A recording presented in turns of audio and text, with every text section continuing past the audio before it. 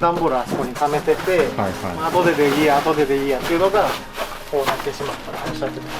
自分一人やったらスイッチ入らないっていう人がどう片付けていいのか分からへんとか。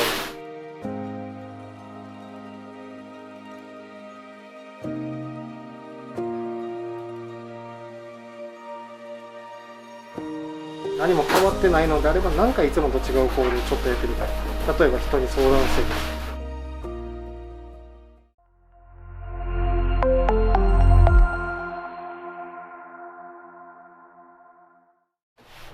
おはようございます。本日もよろしくお願いいたします。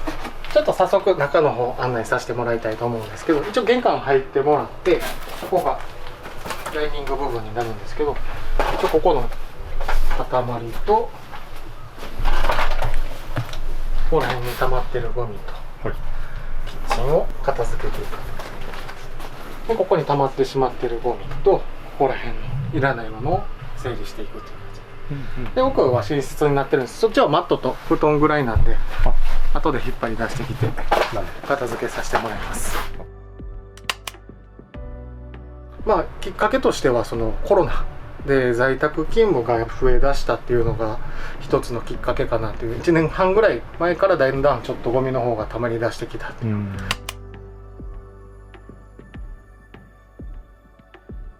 引っ越ししてきたままの段ボールとかをちょっと貯めてて、引っ越しされてここのゴミ出しのルールとか、在宅が増えて外に出なくなったっていうのがきっかけでこうなってしまったっていうのを説明していただいたんですけど、今回このコロナも明けてきだして人が呼べるようになったり、人と会う機会も増えてきて、このままではダメだなっていうので一回リセットして、猫ちゃんも飼ってらっしゃるんで、猫ちゃんがその汚してしまったり、どんどん悪化してしまったり、お互いの体調とかも心配で今回片付けるきっかけになったっていうのを説明していただいて、やっぱりそのコロナの影響がすごい、やっぱそのなんていうんですかね、配達オンラインで購入したものとかのゴミがやっぱり見受けられるのかなという感じなので、で一応そのこのまままだ生活されるってことなので、置いておくものとそうじゃないものを確認しながらの作業になるので、一応運び出しが階段の作業にはなるんで、作業時間としてはだいたい2時間ちょっとぐらいはかかるのかなというイメージですね。一応作業員としては4人5人かでお伺いさせてもらってるんで、早速片付けていきたいと思いますので、よろしくお願いいたします。お願いいたします。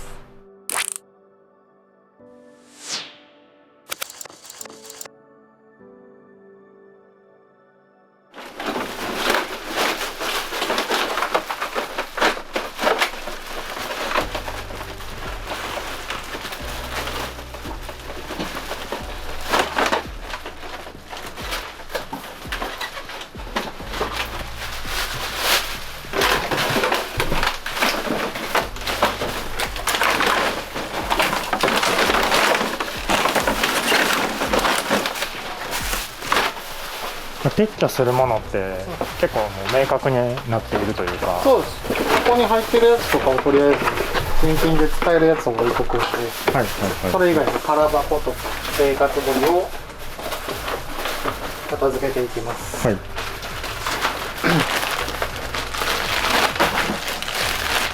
まにでももうあれですよね、めっちゃ僕んちのゴミと似てるなと思って。ほんまですか。そう。このプレミアムウォーター頼んでるんで。ウォーターサーバー。ちょうど最近で言ったらもうマスクもせんくなって良くなったとか、いろいろね制限がなくなってきて、そうですね。普通の生活に今まで通りの生活に戻っていく、タイミングでやっぱ片付けなあかんなっていうのを思い出したんです。今までここ2年ぐらいですけど、もともと住まれてる時とかも普通にゴミ出しして、ちょっと男の一人暮らしで散らかってるぐらいのレベルやって言ってたんで、やっぱ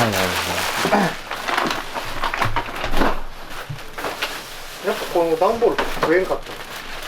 増えましたね。コロナ期間中に全家庭増えてると思う。全家庭増えてるような段ボールゴミって。で、あとそのデリバリーとかだからプラスチックゴミとか。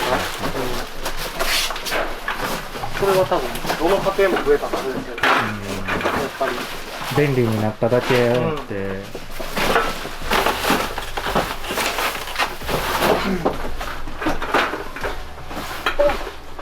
回ずつの箱とかそのまま処分しちゃったら大丈夫です。置いときますかこれ。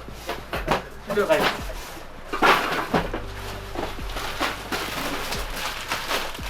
今も後で在宅兼務中の。今お仕事されてるお仕事されてます。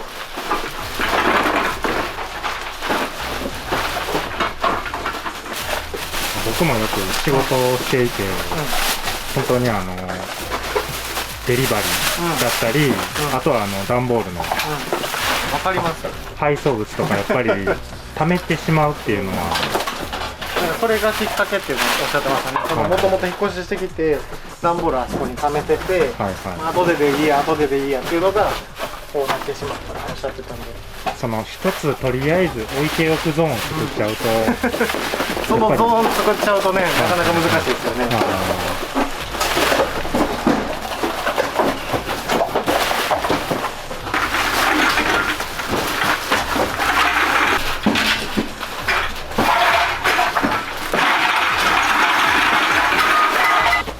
こうならないようにするには何か一つコツみたいなのであったりします。やっぱりもうその都度その都度捨てることが重要です。そりゃそうです。そうですよね。一回溜めちゃうと、やっぱり一気に出すのしんどいじゃないですか。量的にってこと。そうで、それこそ共同制度とこういうマンションとかってなると、やっぱり以下に出せる量とかも限られてくるじゃないですか。一回溜めちゃうとやっぱりしんどくなるんで、ちょこちょこ出すのがやっぱ本当に一番。自分で決めておくじゃないですけど、日付決めておいて。で、物理的にその段ボールゴミの回収の曜日とかも決まってたりするので、資源ゴミ合わせてとか、プラスチックゴミはこの日に出すとか、決まってるのをなかなか出すのが難しいと思うので、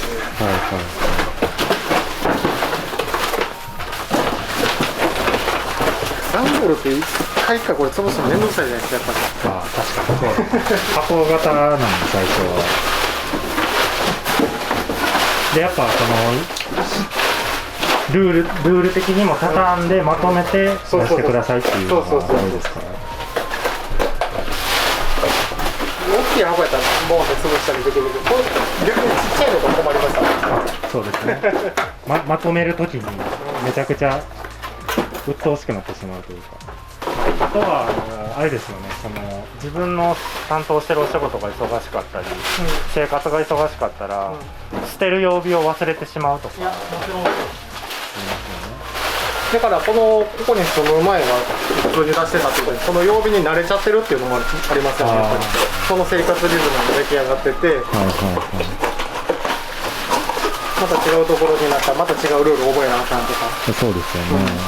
場所によってルールも違うから、いかに労力を減らすかというか、お仕事をねされて帰ってきた方でやっぱり労力使ってるんでね、基本的には動かないようにするのがいいですよね。コロナ期間はやっぱどこも一緒やと思うんですけど、僕も家出る頻度が少なくなったんで、その普段やっぱ出てることが多いんで、片付ける時間っていうのがないんですけど、逆に家おる時間が長くなったんで、今の間に片付けようっていうふうに逆になりましたね、僕は。だからそれで結構片付いたりとかもしたんで、僕はそっちのタイプやったですね。普段はちょっと仕事行ったり、遊びに行って帰ってくるんで、ちょっと片付けめんどくさいっていう。そうですね。でこう帰ってきて家出なくなったんで、その間にやろうっていうタイプで、その間は比較的綺麗やったんですけど、今も戻りましたね。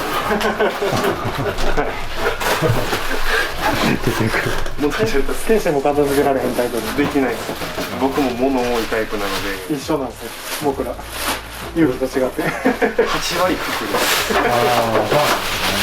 服はクローゼットだったりからもじゃあはみ出てるというもう入らなくて、ソファーの上にもう畳んで置いてるような、だからソファーも座れないんです。あ、そうなんだ。不抗菌が全部どこにも畳んで武器がある状態。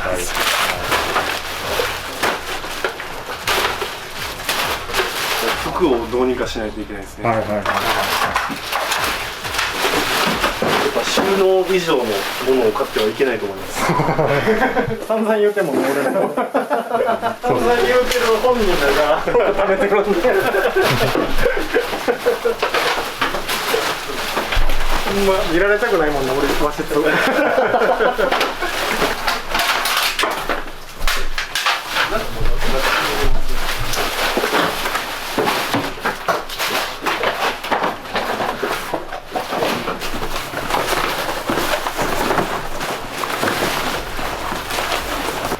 ほうきをもらっていいか。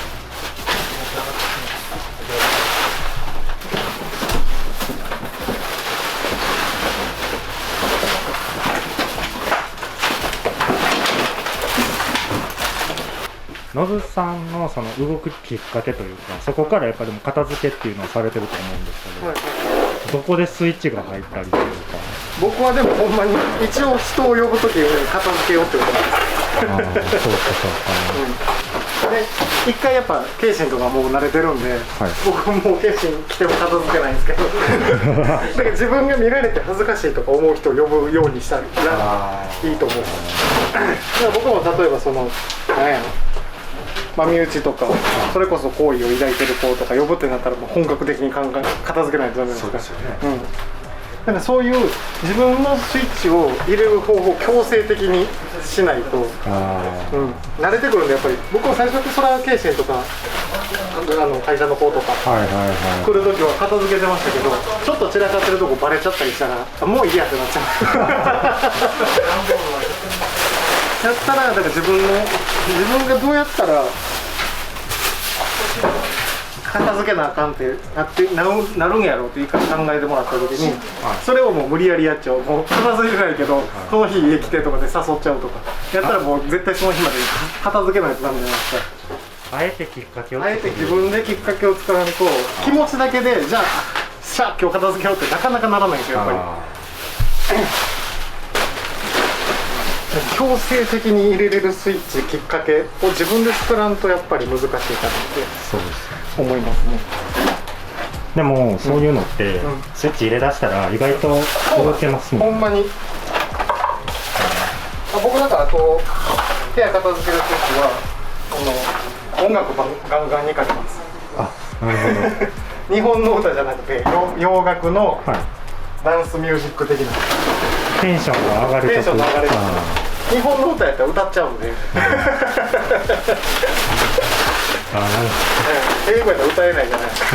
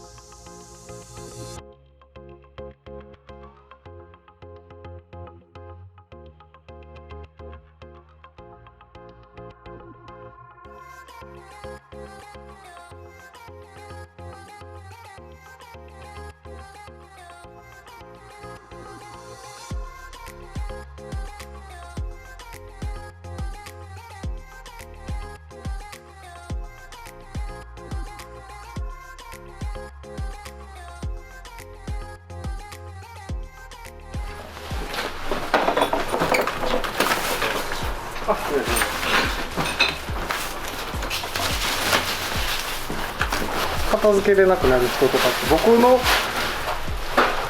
その思い当たる節があるとしたら、やっぱりその性格的なところで言うと、なんか自己犠牲しがち。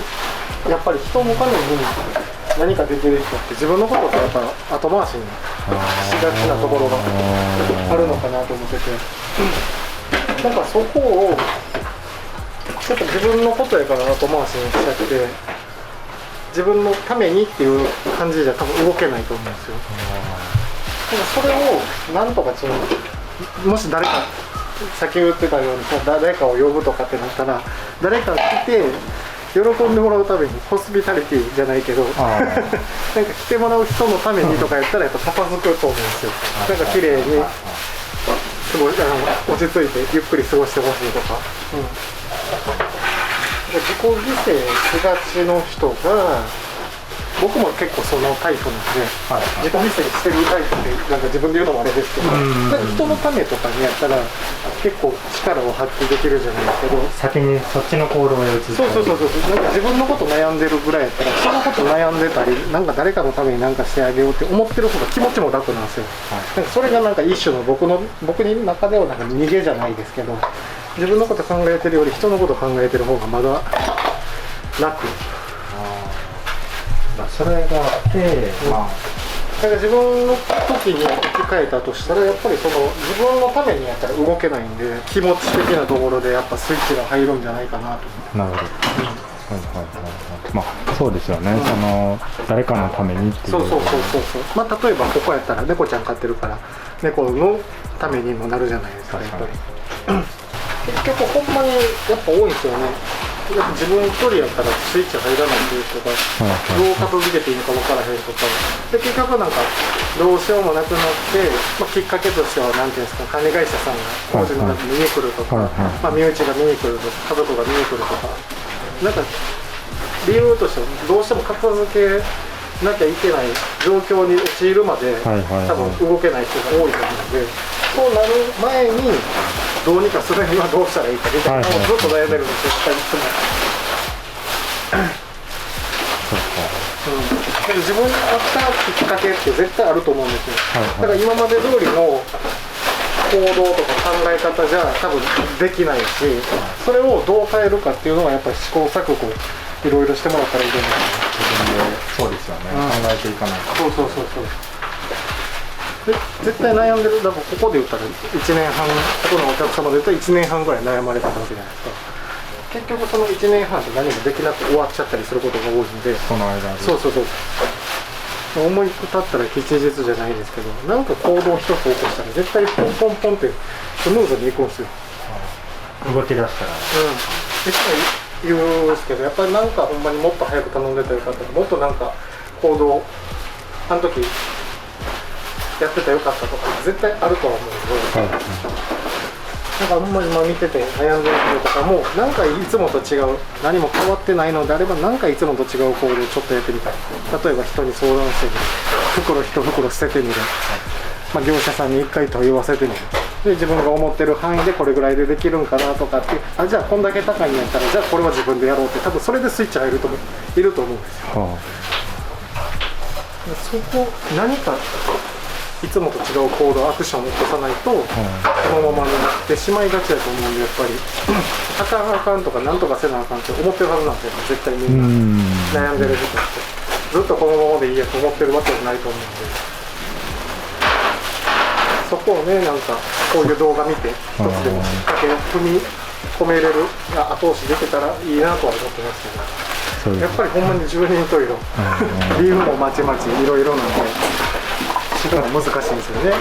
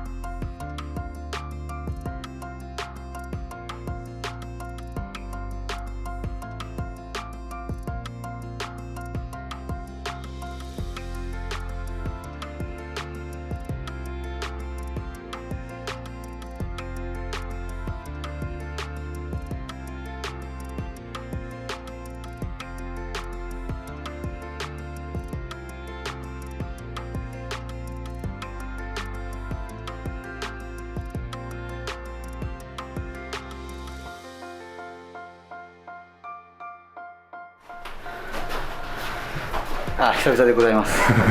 ペレでございます。お疲れ様です。お疲れ様です。運び出しですね。運び出しですよ。いつも運び出しですよね。この YouTube が入ってる日は。YouTube がない日はじゃあ仕分け。いや、運び出しですね。たまにその、はい、指示なく勝手に仕分けしときはありますけどね。バレへんように。バレ。ひっそり。はい、運び出しいかんでいいようにこう。なるほど。そういう日もある。そういう日もね、あります。いつもの感じで。そうですね。今日はその片付けるまでのスイッチの入れ方みたいな。ああ、なるほど。メインですね。スイッチ大事ですからね。片付けスイッチ。そうですね。片付けスイッチ。僕割とでもスイッチは常に入ってると思いますけどね。お笑いの方がこうスイッチ入れないとあかん時が多いですよね。はい。いりますトータル。もういいです。ちょっと使わせていただきます。久々の登場っていうことなんで。はい。ありがとうございます。シャカリキ頑張るんで。ありがとうございます。ありがとうございます。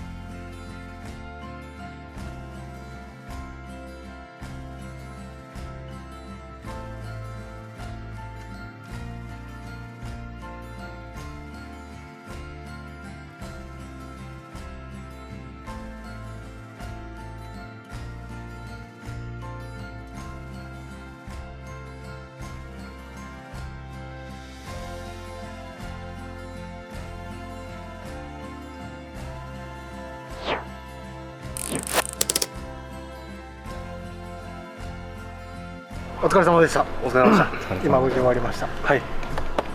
じゃあ今日はまあインタビューもなしで、時間としてはまあ2時間かからんぐらいかな。そうですね。早く終わりました。終わりましたので、はい。スムーズに終われたかなはい。と思います。どうでした？まあそうですね。結構今回の物件はやっぱ僕も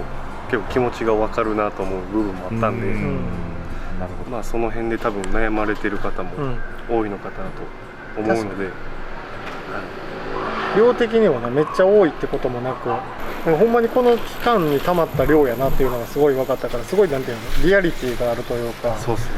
誰にでも起こりうるはい、感じの量やなっていうのは思って、やっぱなんか中途半端に自分でやるにはちょっと多いし、大変なんかなっていう量やったから、やっぱほんまにこれぐらいの感じで悩まれてる人ってすごい多そうやなっていうのは絶対多いと思います、思ったな。何かさ、まあ、最後の方でも僕言ってたと思うんですけど、なんかきっかけ入れるのってやっぱり普通に生活してる中でいざ片付けようっていうきっかけ入れれるんやったら多分いつも入れれてるはずやから、なんかほんま違ういつもと違うアクションを起こしてもらったり、誰かに助けを求めるっていうのはすごいほんまに大事なことなので、自分の精神守るためにもやっぱり生活守るためにも僕らでよければ何か助けれることがあれば全力で助けますんで、頑張りますんで、はい、これからも悩まれてる方が一人でも減るように頑張っていきましょう。はい、はい、今日もありがとうございました。ありがとうございました。